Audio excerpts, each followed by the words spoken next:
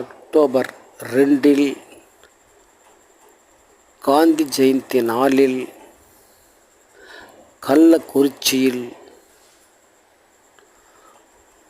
மது மற்றும் போதை ஒழிப்பு மாநாடு.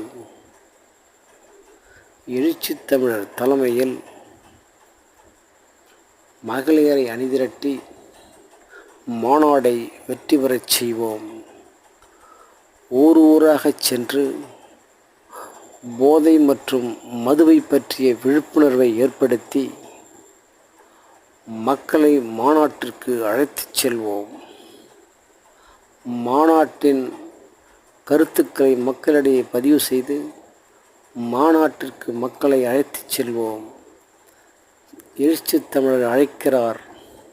வாரீர் வாரீர், மாநாடை வெற்றி பெறச் செய்வோம்.